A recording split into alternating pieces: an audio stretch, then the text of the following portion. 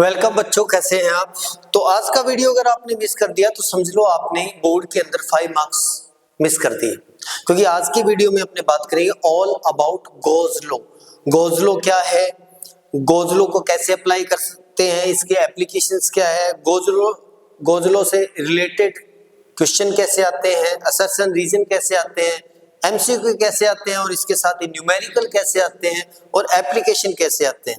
तो आज single video के अंदर आपका गॉस लॉ क्लियर करने वाले हैं। और गॉस लॉ जो है फर्स्ट चैप्टर का सबसे इंपॉर्टेंट पार्ट है। तो सबसे पहले स्टार्ट करते हैं गॉस लॉ की। तो आज के वीडियो में मैंने बहुत सारी चीजें कवर करेंगे। तो चैनल पर पहली बार आए तो चैनल को सब्सक्राइब कर ले, क्योंकि मैं आपको सारी की सारी फिजिक्स करवाने वाला हूँ। कंप्लीट फिजिक्स आपको करवाने वाला हूँ बोर्ड एग्जाम से काफी पहले। कोशिश करेंगे कि अपने बहुत पहले कि बोर्ड एग्जाम से काफी पहले अपने इसको क्लियर कर पाए। तो और इसके साथ ही आपको बता दूं कि आपको नोट्स भी मिलेंगे। इसके नोट्स जो है आपको टेलीग्राम लिंक दिया गया है, उसके अंदर रिटन नोट्स मिल जाएंगे आपको, सीधा आपको फ्री में डाउनलोड करने। सबसे पहले बात करते हैं गॉस लॉ। गॉस लॉ क्या है। अब गॉस लॉ से पहले अपने स्टार्टिंग से बात करते हैं। हमने फ्लक्स की डेफिनेशन जो प्रीवियस वीडियो के अंदर करवाई थी, फ्लक्स की डेफिनेशन आई थी E डॉट ds, यानी ये बोल सकते हैं कि सर फाई आया था E ds कोस थीटा। एक तो ये आया था, दूसरा अपने सिंपल डेफिनेशन ये देखते हैं कि सर किसी भी फील्ड की जो किसी एरिया के परपेंडिकुलर फील्ड लाइंस पास होती है उनको फ्लक्स बोलते हैं। अब इस प्रोसेस से अगर अपने फ्लक्स फाइंड करते हैं तो इस प्रोसेस से फ्लक्स फाइंड करने में हमारे पास सबसे बड़ी प्रॉब्लम ये आती है कि अगर किसी चार्ज को प्लेस करते हैं, सपोज करते हैं, और इसके अराउंड अगर अपने क्यूब रख देते हैं या इसको एक क्यूब में प्लेस करते हैं या क्यूबॉइड में प्लेस करते हैं या स्फीयर के अंदर प्लेस करते हैं, तो हमारे सबसे बड़ी प्रॉब्लम आती है कि जब अपने फ्लक्स फाइंड करते हैं, इससे रिलेटेड फ्लक्स फाइंड करते हैं, तो हमें डिफरेंट फेसेस के लिए फाइंड करनी पड़ती है। जैसे पहले फेस के लिए, दूसरे फेस के लिए, तीसरे फेस के लिए। अगर एन फेस का कोई शेप है जिसके अंदर चार्ज सराउंडेड है, देन एन फेस के लिए अलग अलग phi 1 phi 2 phi 3 phi n find करना पड़ेगा और उनका नेट टोटल करना पड़ेगा, जिससे अपने फ्लक्स आएगी। अब ये बहुत लंबा प्रोसेस है, लॉन्ग मैथमेटिकल प्रोसेस है, लॉन्ग मैथमेटिकल प्रोसेस, एमपी लिख देता हूं, ठीक है। इसको शॉर्ट करने के लिए गॉस ने ये डिफाइन कर दिया कि आपको इतनी सब करने की जरूरत नहीं है, आप सीधा का सीधा ओनली सिंगल से फॉर्मूल से आप फ्लक्स फाइंड कर सकते हो। क्या बताया उसने बोला कि सर फाई जो होता है, यानी जो आपका E डॉट ds है, वो E डॉट ds से फाइंड कर लो, चाहे सीधा Q बाई एप्सिलॉन से फाइंड कर लो, डायरेक्ट फाइंड कर लो Q बाई एप्सिलॉन से। इट मींस क्या है कि कोई भी अगर आपके पास इरेगुलर सरफेस है, ऐसे 3D के अंदर इरेगुलर है, चाहे आपके पास रेगुलर सरफेस है 3D के अंदर, उसके अंदर कोई चार्ज प्लेस करोगे Q, तो उससे आउटसाइड फ्लक्स जो आएगा, चाहे आप E डॉट ds से फाइंड कर लो, नहीं तो मैं डायरेक्ट शॉर्टकट बता रहा हूं, ये ऑलवेज जो होगा वो 1 by epsilon times of enclose charge या चार्ज इन द सरफेस होगा। अब इसकी 3 डेफिनेशन बन सकती है हमारे पास बेटा। फर्स्ट डेफिनेशन बन सकती है कि flux attached with any enclosed surface जो है वो हो जाएगी 1 by epsilon times of enclosed charge Q by epsilon. पहला अपने ये डेफिनेशन बना सकते हैं। दूसरी इसी की डेफिनेशन बना सकते हैं बेटा, ratio of enclosed charge and permittivity, ratio की फॉर्म में इसी की डेफिनेशन बना सकते हैं। और तीसरी डेफिनेशन अपने इसी गॉस लॉ की बना सकते हैं। हमें पता है कि k की जो वैल्यू होती है 1/4 पाई एप्सिलॉन होती है सर, देन एप्सिलॉन नॉट की वैल्यू क्या आएगी 1/4 पाई k, और इसको मैं अगर यहाँ पुट कर देता हूँ तो फ्लक्स की वैल्यू मेरे पास आएगी phi equal to Q by epsilon naught की वैल्यू पुट कर देता हूँ 1/4 पाई k, तो 4 पाई के ऊपर जाएगा, देन बन जाएगा 4 पाई k इंटू Q फ्लक्स। ये पहली डेफिनेशन बन सकती है 1 by epsilon times of charge, दूसरा बन सकती है ratio of charge and permittivity, और तीसरा बन सकती है 4 पाई k times of enclose charge. Clear, यानी रेगुलर सरफेस हो चाहे इरेगुलर हो, अपना काम हो गया, गॉस ने ये बताया। अब उसके बाद में अपने आता है फैक्ट्स अबाउट गॉस लॉ। यहां से फैक्ट्स अबाउट गॉस लॉ, यहां से क्वेश्चन बहुत बार आते हैं बच्चे उलझ जाते हैं क्योंकि गोज लो याद करके जाते हैं। बोर्ड वालों को पता है आपने क्या याद कर रखा है, उनको ये भी पता है आपने क्या चीज छोड़ दी है, क्या चीज मिस कर दी है। देन वहां से क्वेश्चन बनता है। पहली बात, शेप चाहे रेगुलर हो चाहे इरेगुलर हो, हमें कोई मतलब नहीं है, ये फैक्ट्स। यानी अगर स्फीयर ले लो चाहे क्यूब ले लो चाहे क्यूबॉइड ले लो, फाई हमेशा क्यू बाई एप्सिलॉन नॉट ही आएगा।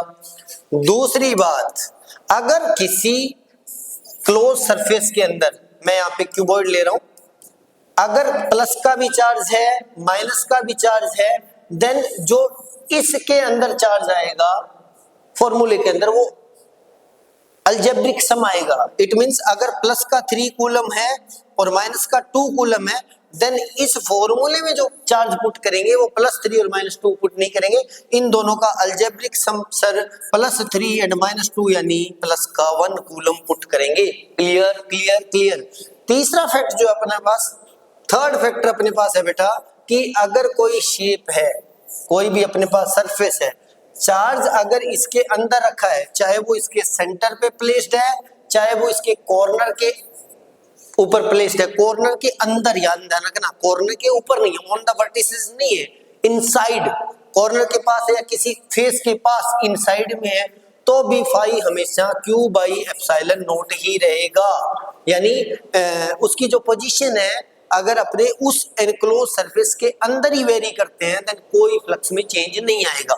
यहाँ से बोर्ड वाले बहुत मस्त क्वेश्चन पूछते हैं कि अगर किसी स्फीयर के अंदर चार्ज क्यू को प्लेस कर दिया है, उसके बाद में किसी क्यूब के अंदर उसी चार्ज को प्लेस कर दिया है, तो फ्लक्स में क्या चेंज है? No change sir, no, because यहाँ पे कुछ भी ऐसा आर वगैरह कुछ नहीं है जिस पर डिपेंड करे। क्लियर। उसके बाद में चलते हैं नेक्स्ट, कूलम्स लॉ F जो होता है के Q1 Q2 upon are square, ये जो होता है वो बेटा 1 अपॉन आर स्क्वायर को फॉलो करता है, इनवर्स स्क्वायर लॉ को फॉलो करता है।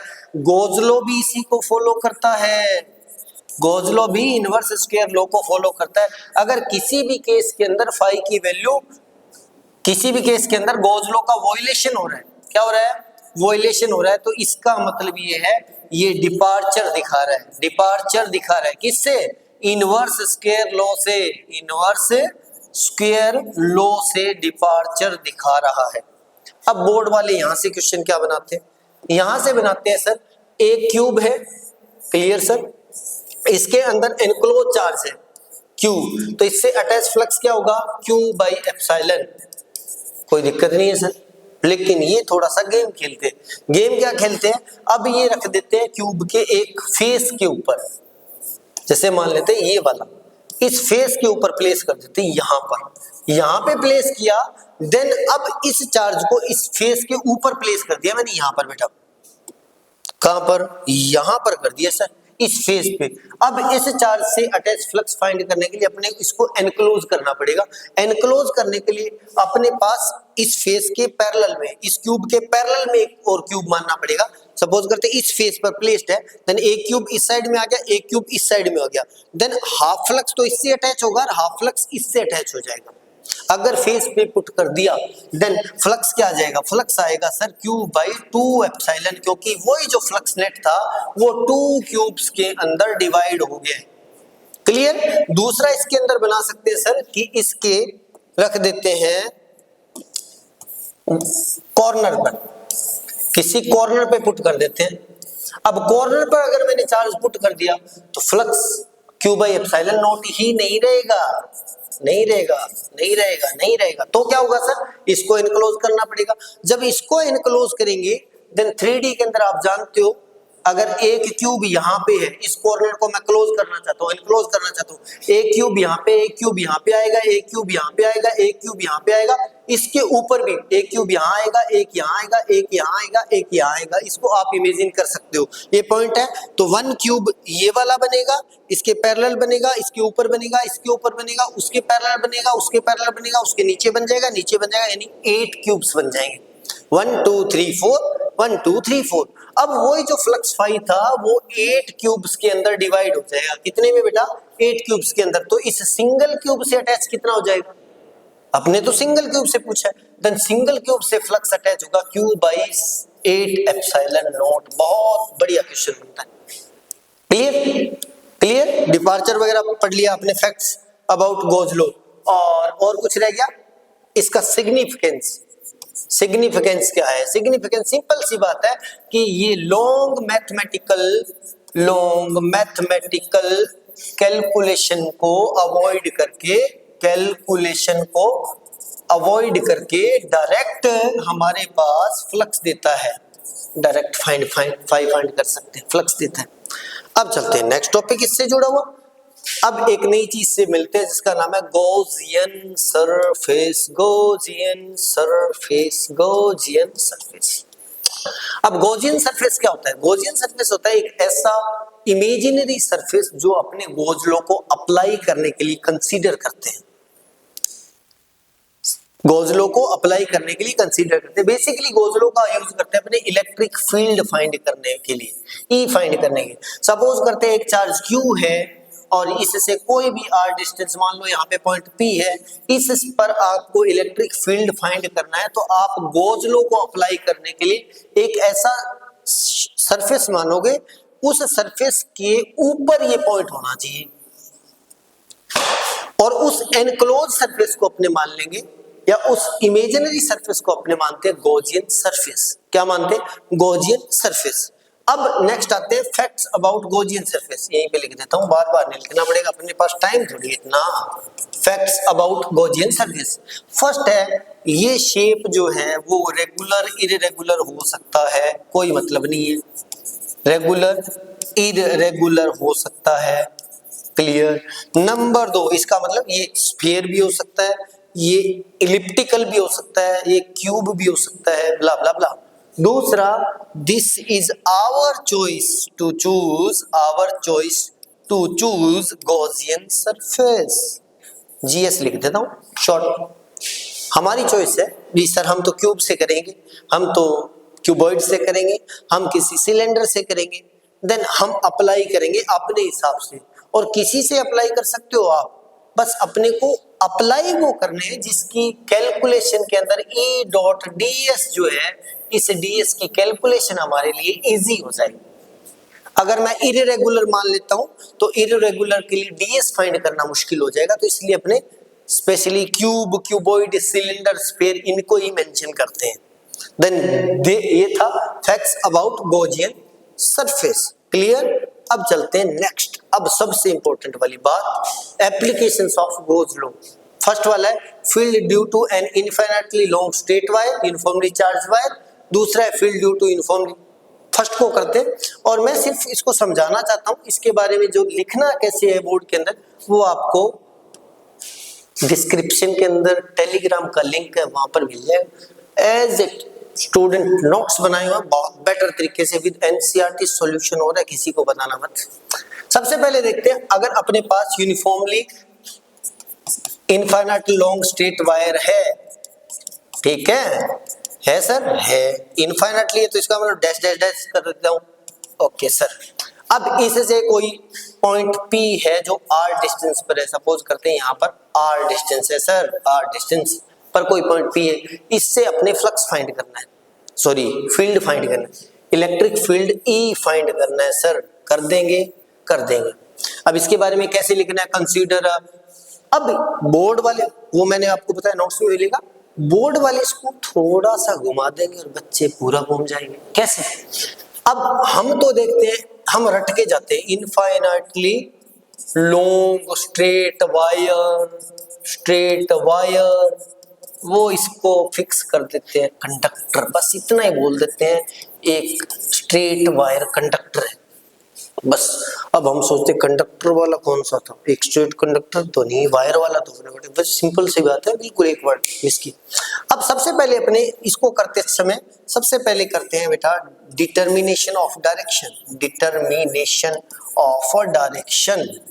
या सीधा डायरेक्शन डिटर्मिनेशन कर सकते थे सर, इतना टाइम कहाँ पे। चलिए, डिटर्मिनेशन का मतलब होता है कि इस पॉइंट P पर इलेक्ट्रिक फील्ड की डायरेक्शन क्या होगी। तो इसको डिटरमाइन करने के लिए मुझे क्या करना पड़ेगा, एक एलिमेंट यहाँ पे लेना पड़ेगा छोटा सा, अपने अलग कलर में चूज करते हैं। एक एलिमेंट मैंने ले लिया सर DL, एक एलिमेंट इसके जस्ट ऑपोजिट यहाँ पे ले लिया DL। अब ये पॉजिटिव चार्ज है इससे फील्ड आउटवर्ड रहेगा चारों साइड में। इट मींस इस पॉइंट पर अगर मैं फील्ड देखना चाहूं तो सर ये वाला ऐसे आएगा और इससे जो फील्ड आएगा वो ऐसे आएगा। ये क्या हो गया सर, ये क्या हो गया, वो क्या गया सर, एक ही पॉइंट पर दो डायरेक्शन होगी जो कि पॉसिबल नहीं है। इलेक्ट्रिक फील्ड की एक ही पॉइंट पर दो डायरेक्शन पॉसिबल नहीं है। देन क्या होगा, होगा क्या सर, अगर ये एंगल थीटा है, ये एंगल थीटा ही आएगा और इसके दो कंपोनेंट हो जाएंगे। क्या हो जाएंगे, कंपोनेंट्स। इस वाले वेक्टर का एक तो वर्टिकल कंपोनेंट आएगा ई साइन थीटा, ये कलर आपको दिख नहीं रहा होगा, फिर बोलोगे सर आप क्या लिख रहे हो, कलर तो दिख नहीं रहा। ये वाला भी हो जाएगा ई साइन थीटा, इसका वर्टिकल ये वाला क्या बनेगा, ई कोस थीटा, ई कोस लिख देता हूं, दिख रहा है कि नहीं, बोर्ड से बाहर तो नहीं जा रहा वीडियो से, अरे नहीं दिख रहा, कोई बात नहीं, इस साइड में कर लेते हैं, ये लो, अपने क्या दिक्कत है, यहाँ पे पॉइंट पी है। देन एक तो ये बनेगा, एक ये बनेगा, ये लो, तो एक तो ये वर्टिकल बन जाएगा ई साइन थीटा, ठीक है सर, ये भी बन जाएगा ई साइन थीटा, इसी का ये थीटा है, ये थीटा है, तो ये बन जाएगा हॉरिजॉन्टल ई कोस थीटा, और इसका भी बन जाएगा बेटा ई कोस थीटा। इट मींस कुल मिला के ये इसको कैंसिल आउट करेगा, कौन सा, वर्टिकल कंपोनेंट से एक दूसरे को कैंसिल आउट करेंगे, तो फाइनल अपने पास किस डायरेक्शन में आएगा, perpendicular to the wire, perpendicular to the wire, perpendicular to the wire, बस यही चीज अपने को चाहिए। This is direction of electric field due to straight wire in surrounding. It means कहीं भी पॉइंट P है तो यहाँ पर फील्ड हमेशा इस डायरेक्शन में रहेगा, चाहे पॉइंट कहीं भी रख लो, यहाँ पे रख दो तो फील्ड हमेशा। अब ये मैंने सिर्फ दो एलिमेंट लिए, अब ऐसे इसके पास वाला अगर एलिमेंट आएगा तो वो भी कुल मिला के इस पॉइंट पर अगर फील्ड ऐसे आएगा, देन क्या होगा, सारे वो वर्टिकल, अब ये सारे इनफाइनाइट वर्टिकल कंपोनेंट से एक दूसरे को कैंसिल आउट करेंगे स्पेसिफिक पॉइंट पर और हॉरिजॉन्टल ऐड हो जाएंगे, देन ऑलवेज परपेंडिकुलर ही रहने वाले हैं। अब अपने फील्ड फाइंड करते हैं। फील्ड फाइंड करने के लिए सबसे इजी सा काम है, आपको गॉस लॉ अप्लाई करने से पहले ये लो जी, मैं वायर बना देता हूं और इसकी लेंथ को मैं कंसीडर कर लेता हूं सर L, लेंथ को कंसीडर कर लेता हूं L, और ये पॉइंट P मान लेते हैं, यहाँ पर पॉइंट P, और इसको एनक्लोज करने के लिए मेरी मर्जी है कि मैं कैसा भी फलक वो क्या बोलते हैं अरे यार, गॉसियन सरफेस मान सकता हूं, ये लो, बट कंडीशन ये है कि ये पॉइंट इसके ऊपर होना चाहिए, फील्ड हमें पता है। अब हमारे पास दो रास्ते हैं, पहला रास्ता तो है flux phi net attached with cylinder, attached with cylinder, एक तो इससे निकालेंगे सिलेंडर, कैसे फाइंड करें बेटा, phi equal to phi 1 plus phi 2 plus phi 3, clear. और इसमें एक चीज और कंसीडर करनी है अपने बेटा, इसकी सरफेस चार्ज डेंसिटी लैम्डा यानी Q by L, clear, Q by L, ठीक है सर। अब फ्लक्स अपने पास क्या आएगा, एक मैं ये एरिया मान लेता हूँ S1, एक मैं ये एरिया मान लेता हूँ S2 और एक मैं ये एरिया मान लेता हूँ S3, यानी सिलेंडर का ऊपर का ढक्कन, नीचे का ढक्कन और कर्व्ड एरिया। अब ऊपर वाले से अटैच, नीचे वाले से अटैच और कर्व्ड एरिया से अटैच नेट फ्लक्स फाइंड करनी है। तो मेरे पास फाई क्या आएगा, फाई आ जाएगा सर, फाई 1 की वैल्यू हो जाएगी enclose S1 E dot ds, plus में डॉट मत लगाओ, शॉर्ट कर देते हैं, एक स्टेप खा जाते हैं, E ds और कोस थीटा, थीटा चाहिए अपने को। अब S1 के लिए फील्ड तो हमें आसान आपको पता है आउटवर्ड रहेगा परपेंडिकुलर, और जो ढक्कन है उसकी फील्ड जो एरिया वेक्टर है, एरिया हमेशा फील्ड सरफेस के परपेंडिकुलर होता है, तो एरिया ऐसे रहेगा।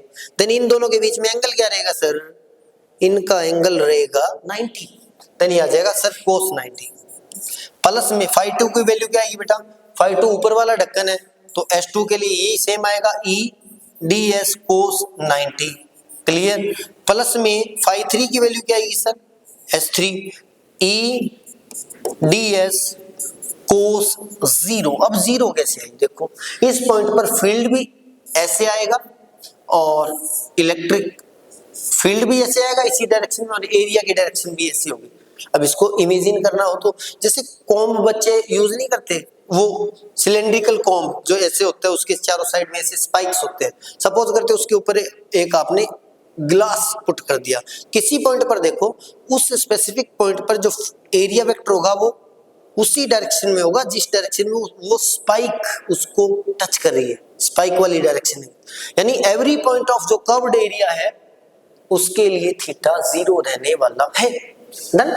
तो इस कंडीशन में ये तो 0 हो जाएगा बिकॉज cos 0 है, cos 90 की वैल्यू 0 होती है, ये भी 0 हो जाएगा। ये बच गया बेटा अपने पास फाई नेट, यानी मेरे पास फाई नेट क्या बच गया बेटा, फाई नेट इक्वल टू बच गया ई ds और cos 0 लगाऊं क्या, मत लगाओ सर, इतना टाइम कहाँ पे, 1 कर देते हैं।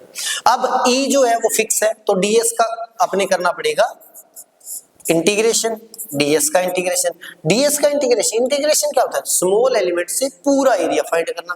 तो छोटा सा एरिया जो अपने dl लिया है, ds लिया है, उसको अगर अपने मैं कर्व्ड एरिया के रेस्पेक्ट में क्या कर दूं, इंटीग्रेट कर दूं, तो पूरा कर्व्ड एरिया आएगा। Curved area of cylinder, cylinder का कर्व्ड एरिया होता है 2 pi R H, 2 pi R H, तो ये आ जाएगा मेरे पास E into 2 pi R H की जगह सर मेरे पास L है, ये लो H की जगह। क्लियर, ठीक है सर। ये मेरे पास किसकी वैल्यू आ गई, फाई की वैल्यू की। Equation number 1। गोज ने क्या बोला, गोज ने बोला इतना सारा काम क्यों कर रहे हो, सीधा ही कर दो, phi equal to enclose charge with. Done. अब एनक्लोज चार्ज चाहिए मुझे, एनक्लोज का मतलब इस सिलेंडर के अंदर कंप्लीट चार्ज कितना है। तो अगर मैंने इसका लैम्डा माना है surface charge density Q by L, तो एल लेंथ पर क्या हो जाएगा बेटा, Q equal to lambda L हो जाएगा सर। यानी नेट चार्ज होगा, एनक्लोज चार्ज होगा, वो क्या आ जाएगा Q बाई एल, यानी ई एल लिख देता हूँ नहीं तो गड़बड़ हो जाएगी, एनक्लोज। तो ये मेरे पास आ गया sir lambda L by epsilon not, equation number 2।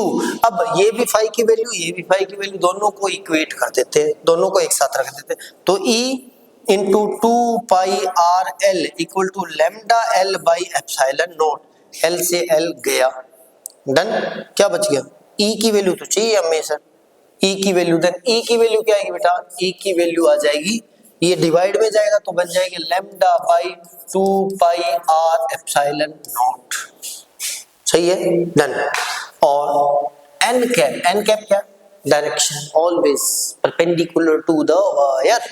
Clear. अब बोर्ड वाले तो इतने से काम नहीं मानेंगे, क्या बोलेंगे, वो बोलेंगे सर ये तो सबको ही आता है, तो पैकिंग करो इसकी, पैकिंग करो, इसी पैकिंग कर दो कि बच्चे उलझ जाए कि सर क्वेश्चन तो आया है फर्स्ट चैप्टर से, पर आया कैसा है ये समझ से बाहर। क्या पैकिंग करेंगे, आपको पता लग गया E प्रोपोर्शनल है लैम्डा के, prove that portrait wire is proportional to lambda, surface charge density, linear charge density, surface बोल दिया था क्या मैंने पीछे, चेक कर लेना, लीनियर चार्ज डेंसिटी। उसके बाद में और क्या कर सकते हैं सर, 1/r के इनवर्सली प्रोपोर्शनल है, प्रूव दैट जितनी डिस्टेंस इंक्रीज होगी इलेक्ट्रिक फील्ड उतना वीक होगा, है। हाँ जी सर, ऐसे भी हो सकता है, हो सकता है। तीसरा क्या हो सकता है सर, आपको ये गिवन कर दे, ये गिवन तो आपको पहले ही होता है बोर्ड के अंदर, ये गिवन कर दे, ये पूछ ले, न्यूमेरिकल बन गया, क्रॉस मल्टीप्लाई कर देना बस, हल्की सी कैलकुलेशन है। और क्या कर सकते हैं सर, आपको ये गिवन कर दे, ये गिवन कर दे, ये पूछ ले, डन। ये गिवन कर दे, ये गिवन कर दे, ये पूछ ले, it means point x distance पर है, यानी यहां पर कर देता हूं, ये x कर देता हूं, find the value of x है, हो सकता है।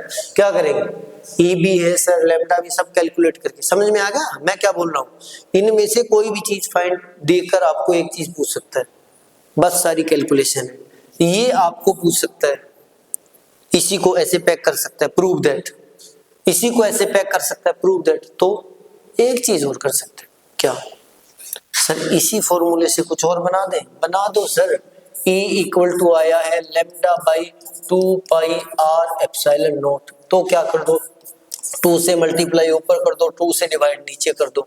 तो नीचे क्या बन गया, ऊपर बन गया सर 2 लेमडा, नीचे बन गया 4 पाई एप्सिलॉन नॉट और आर।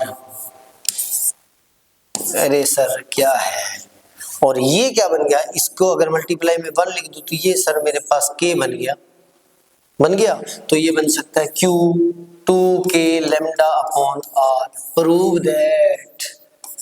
अब ये बोलेंगे सर हमने तो बहुत पढ़ा था पर ये आया नहीं, ये पता नहीं क्या ही आ गया, ऐसे आ सकता है। तो क्या दे सकता है, ओनली आपसे e फाइंड कर सकता है। कैसे, 2k लेमडा अपॉन r से r दे दे, लेमडा दे दे, e फाइंड कर दो, या फिर e दे दे, r दे दे, लेमडा फाइंड कर दो, या फिर e दे दे, लेमडा दे दे, r फाइंड कर दो, कुछ भी कर सकता है।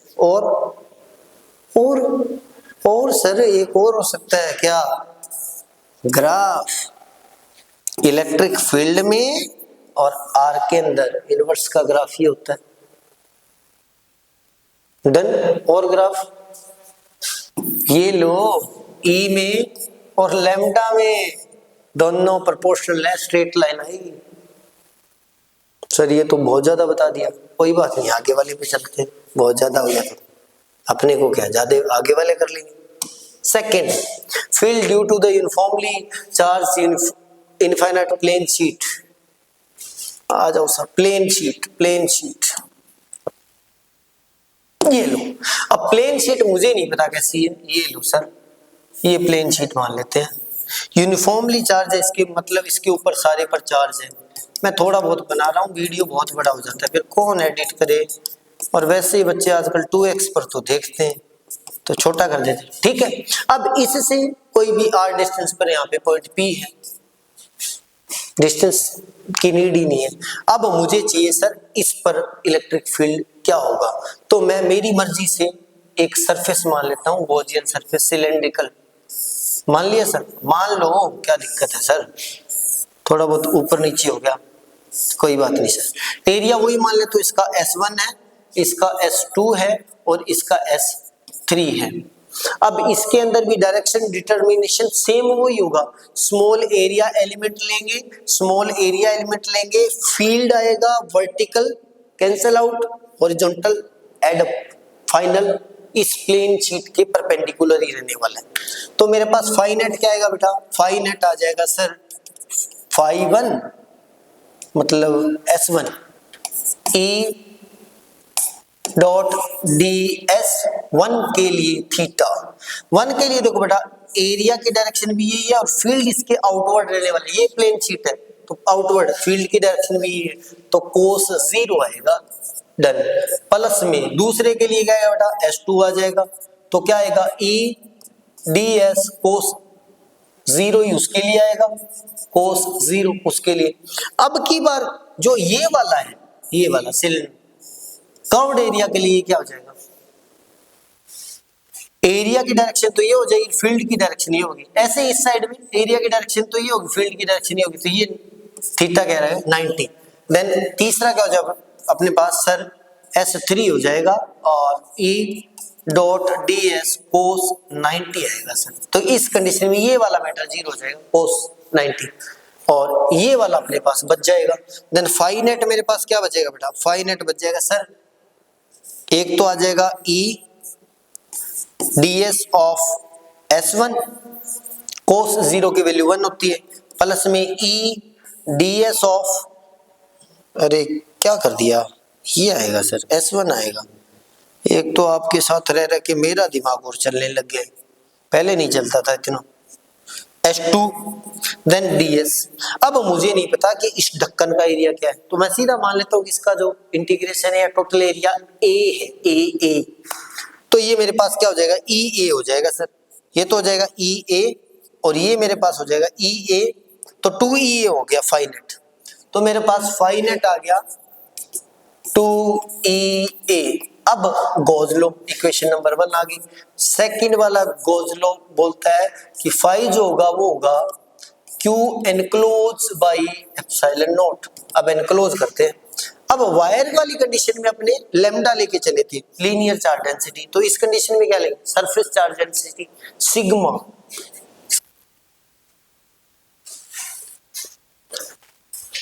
अब E equal to sigma by 2 epsilon naught आ गया, एन कैप की यूनिट वेक्टर है, तो यहां से हम ये क्वेश्चन पूछ सकते हैं, prove that E is independent, कहां गया, अंडू हो जाएगा क्या, हो गया, इज इंडिपेंडेंट फ्रॉम डिस्टेंस, क्योंकि आर नहीं आ रहा। दूसरा क्या पूछ सकते हैं sir, E directly proportional to sigma, clear, और किसी चीज पर डिपेंड नहीं करता, और किसी भी चीज पर डिपेंड नहीं करता, देन ये प्रूव कर सकते हैं, और इसको इस फॉर्म में पूछ सकते हैं। और क्या पूछ सकते हैं सर, इलेक्ट्रिक फील्ड फाइंड करवा सकते हैं सर, कैसे, सिग्मा बाई 2 एप्सिलॉन नॉट से, एप्सिलॉन की वैल्यू होती है सिग्मा, दे देंगे ई फाइंड करो, ई दे देंगे सिग्मा फाइंड करो। डन डन बेटा, done done done done done done done done. अब चलते थर्ड पर, थर्ड एंड फाइनल हमारा रहने वाला है यूनिफॉर्मली चार्ज स्फेरिकल सेल। ये लो, uniformly charge thin spherical shell, thin spherical shell. इस कंडीशन में क्या कंसीडर करना है, कैसे करना है, वह नोट्स के अंदर मिल ही जाएगा। तो इस कंडीशन में ये मान लेता हूं मैं थिन स्फेरिकल सेल है। इसकी दो कंडीशन है, बोर्ड वाले दो तरीके से पूछते हैं इसको। ये अपने पास थिन स्फेरिकल सेल है, नन, और एक पॉइंट P है अपने पास, कोई पॉइंट P है जो इनसाइड भी हो सकता है, सरफेस पे भी हो सकता है, और आउटसाइड भी हो सकता है, और इसकी रेडियस में अपने कंसीडर कर लेते हैं R। और इससे एक पहली कंडीशन है, P पॉइंट जो है R डिस्टेंस पर है आउटसाइड, देन फर्स्ट लिख सकते हैं बेटा if R is greater than R, या फिर लिख सकते हैं यहाँ पे बोर्ड वालों ने R की जगह X दिया था एक बार, ये लो, x is greater than r, done.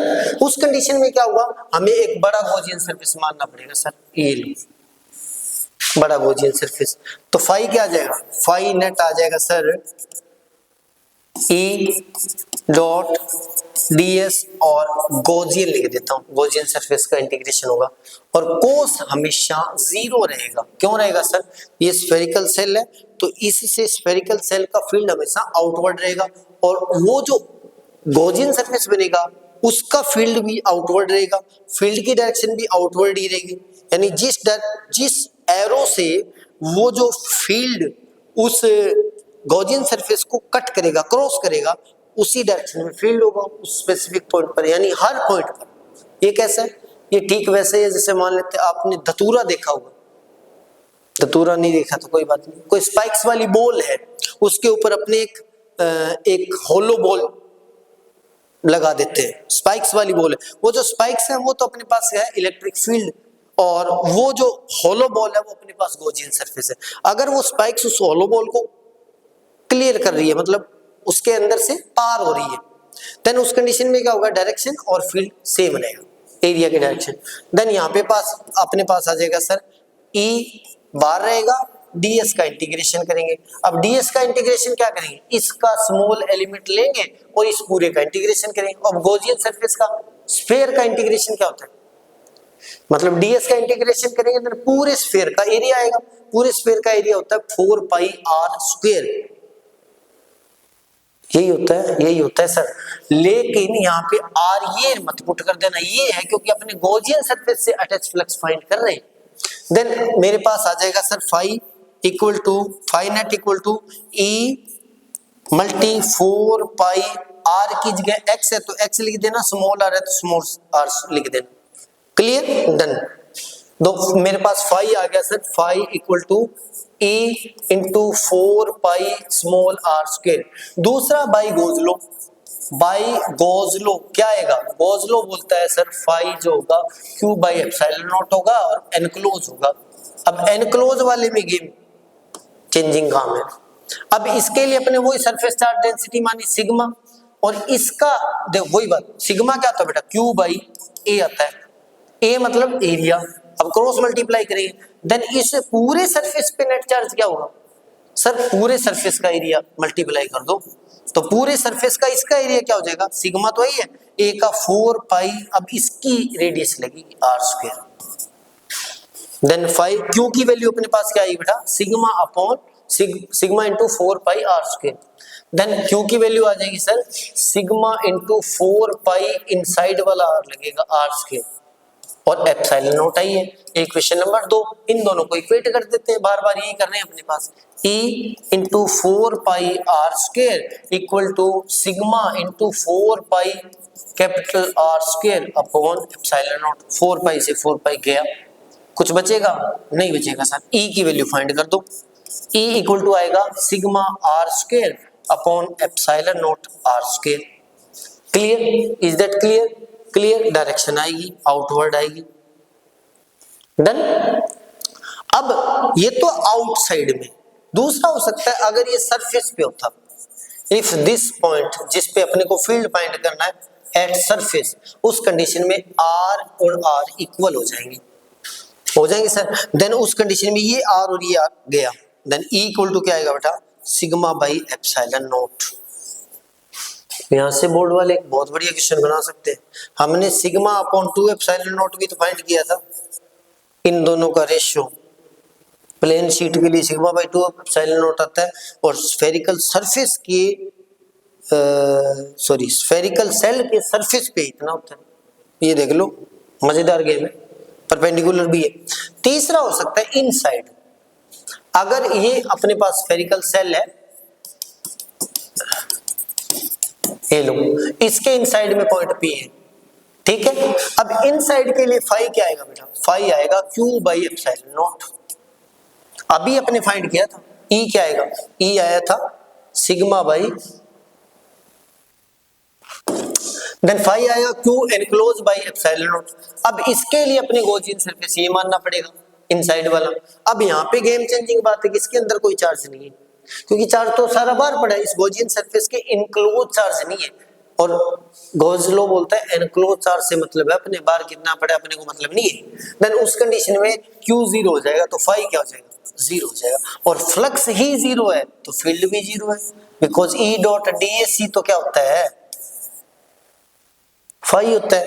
This is 0, it means E भी 0, तो इनसाइड भी 0 रहेगा, इनसाइड 0 रहेगा, आउटसाइड मैंने बता दिया सरफेस पे क्या होगा वो मैंने बता दिया। देन और क्या बन सकता है सर, और क्या नहीं, क्या बनेगा, ये R स्फेरिकल सेल की रेडियस कांस्टेंट है, सिग्मा कांस्टेंट है, एप्सिलॉन नॉट कांस्टेंट है, तो E जो है इनवर्सली प्रोपोर्शनल टू R के रहेगा ओनली आउटसाइड। तो इसका ग्राफ भी बन जाएगा, ये कुछ ऐसा सा बनता है, ये ऐसा ग्राफ है। वो जो होता है 1/r वाला वो कुछ ऐसा होता है, ऐसा, और ये वाला 1/r² वाला ऐसा कुछ होता है, ऐसा। क्लियर, ये बहुत बढ़िया क्वेश्चन बनता है। तो ये था Gauss law, all about Gauss law, और उम्मीद करता हूँ कि वीडियो आपको पसंद आया होगा।